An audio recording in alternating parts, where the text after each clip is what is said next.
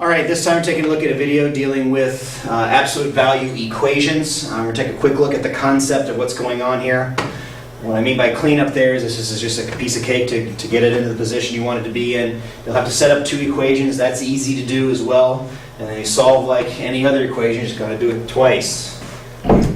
First thing I want to take a look at is why do they have two solutions? Why does an absolute value inequality, or sorry, an absolute value equation have two solutions? Let's begin with a very simple one. Let's say we have the absolute value of x is equal to 7.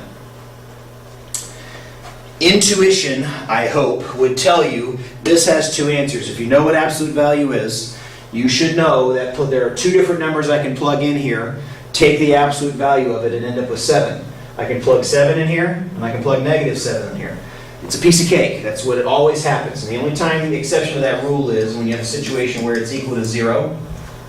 In this case, there's only one number I can plug in. But even better than that, there are times when there are no answers. For example, the absolute value of x is equal to negative 3. You can't make that happen. There is nothing you can plug in for x to force it to become negative 3. So the key here is this. It's going to have one, but that's very, very rare. Usually it's going to have two solutions. Could possibly have no solutions, but with the stuff you'll be facing will normally have two solutions. Well, this is actually a pretty easy thing. How do I know what to do with this thing? Well, it's simple. Whatever's in here, and right now I just have an x, but when it becomes more complicated, it doesn't really change anything. Whatever's in here has two ways of turning out to be 7. The first thing that could happen is that the inside turns out to be 7 itself, in which case when you take the absolute value, you get 7. Or whatever's on the inside can be the opposite of what's out there, because the absolute value of negative 7 would also produce the 7. So therein lies the key on how you solve these things. All right. So for example, the absolute value of 3x minus 9 is equal to 7. So what I need to know is what are the two x's that will produce a 7. I need to be able to get 7 and be able to get negative 7, because when you take the absolute value of it, they'll both produce a 7. So when does the inside equal the number I'm after? And when does the inside equal the opposite of the number that I'm after? And that gets an or in there, because it's either that answer or the other one. Now these are just two-step equations. This is a piece of cake now. Add 9 to both sides.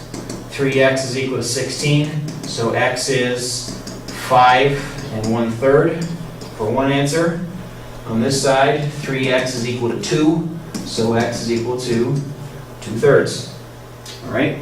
So those are my two solutions. You can write it like this with the or in between. That's perfectly fine. Some students like to write it like this, and normally in ascending order. But again, that's not going to be a critical mistake. Some people will write it like that. I'm going to check both solutions. Absolute value, 3 times 2/3 minus 9 is supposed to turn out to be 7. 3 times 2/3 is 2. Minus 9 is equal to 7. Absolute value of negative 7 is 7. So I just showed it. That's one of the cases. That's the case you're going to forget about. A lot of students will just completely ignore the absolute. Oh, I don't need the absolute. No, you do. You do need the absolute values. The absolute values have two ways that they can turn out. That's one of them. All right? 3 times, and I'm going to write it not as 3 1/3, but as 16/3. Go ahead and make life easy for myself. Minus 9 is equal to 7. 3 times 16/3 is 16. Minus 9 is equal to 7. Absolute value of 7 is equal to 7, and that should be obvious. All right, so there's your checks. There's the process you go through. Absolute values do mean something, so it doesn't just become, oh, get rid of the absolute values and I'm done. No. Absolute value, there's two ways to turn out to be a particular solution when you're dealing with absolute value. All right, this one was kind of dealing with the concept of cleanup. The absolute value is not by itself. It's got this 5 here. So what I'm going to do is, or what you do is you treat this like it's just one thing and get everything off of it. If I had something added or subtracted, I can get rid of those things by adding and subtracting. So I need to get rid of the 5.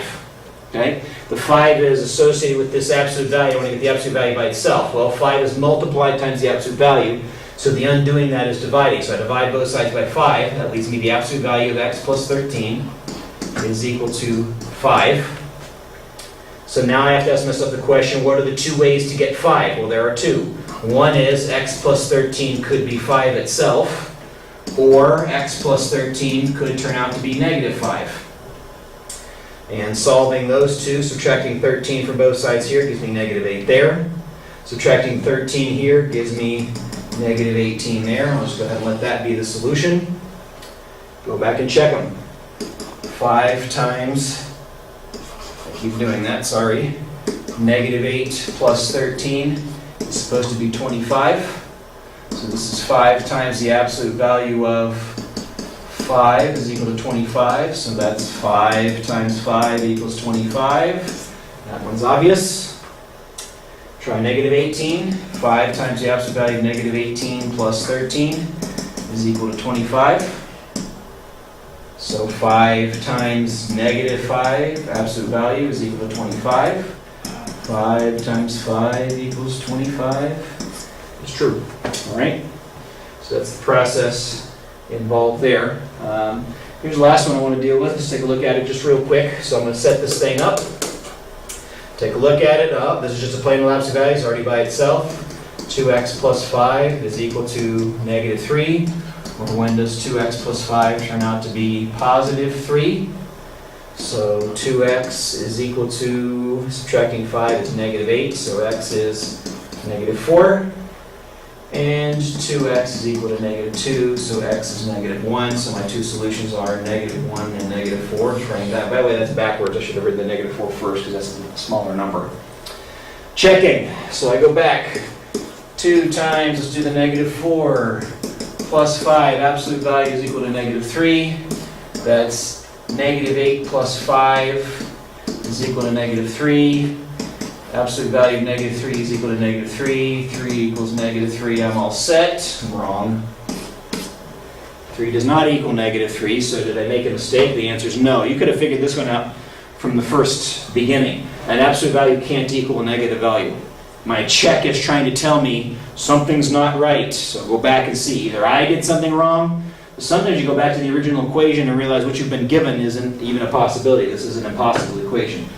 So absolute value equations, there's 2 ways to get a certain value using absolute value. You got to worry about when it's the positive value, when it's a negative value. That's how you get 2 solutions. You got to remember, absolute value can give you 2 solutions. So that's it. Until next time, see ya!